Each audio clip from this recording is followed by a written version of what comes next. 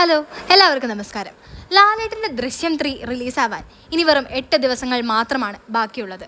Record കളക്ഷനാണ് ഇതിനോടകം തന്നെ ചിത്രം പ്രീസെയിലിൽ നിന്ന് നേടിയിരിക്കുന്നത്. ഇനി വെറും 8 ദിവസങ്ങൾ മാത്രമാണ് ബാക്കി നിൽക്കുന്നത്. 21-ാം തീയതിയാണ് ചിത്രം തിയേറ്ററുകളിലേക്ക് എത്തുന്നത്.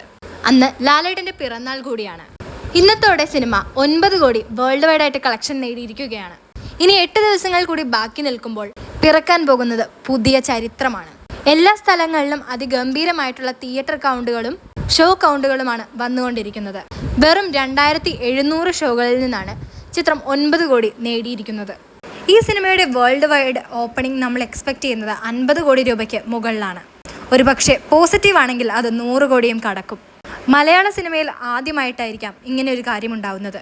വേറെ ഒന്നുമല്ല, ഡാൻസോ ഫൈറ്റോ ഐറ്റം സോങ്ങോ സൂപ്പർ സ്റ്റാറിൻ്റെ ക്യാമിയോ റോളോ ഇല്ലാതെ ഒരു സിനിമ ആദ്യ ദിനം തന്നെ 50 കോടി നേടുക എന്നുള്ളത് മലയാളത്തിൽ ആദ്യമായിട്ടായിരിക്കും. എമ്പുരാൻ്റെ സകല റെക്കോർഡുകളും ഈ സിനിമ സിമ്പിളായിട്ട് തൂക്കും. ഒരു പക്ഷേ സൗത്ത് ഇന്ത്യയിൽ തന്നെ ഫൈറ്റും ഡാൻസും ഒന്നും ഇല്ലാതെ തന്നെ ഒരു ചിത്രത്തിന് ഇത്രയും കളക്ഷൻ നേടുന്നത് ലാലേട്ടൻ്റെ തന്നെയായിരിക്കും.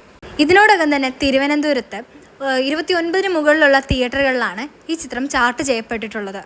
പല തിയേറ്ററുകളിലും 14ഓളം ഷോസും ഉണ്ട്. ഏരിയസ് പ്ലസിലും PVR ലുലുവിലും ആദ്യ ദിനം തന്നെ 14 ഷോസാണ് ഉള്ളത്. കാട്ടാക്കട SKMൽ 13 ഷോസാണ്. തിരുവനന്തപുരം ന്യൂയിലും സിനിപോളിസിലും 10ഓളം ഷോസ് ഉണ്ട്. വമ്പൻ മാർക്കറ്റിംഗ് ടെക്നിക്കാണ് ഈ ഒരു സിനിമയ്ക്ക് വന്നിരിക്കുന്നത്. ഒരു ഹൈപ്പും ഇല്ലാതെ വന്നിരിക്കുന്ന ഈ സിനിമ ആദ്യ വാരത്തിൽ തന്നെ 300 കോടി കടക്കും. 8 ദിവസങ്ങൾക്ക് മുൻപുള്ള തിയേറ്റർ ലിസ്റ്റാണ് ഇത്.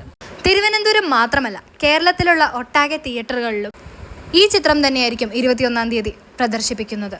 അപ്പോൾ നിങ്ങൾ ആരൊക്കെയാണ് ജോർജ് കുട്ടിക്കായി കാത്തിരിക്കുന്നത്? കമൻസിലൂടെ പറയണേ.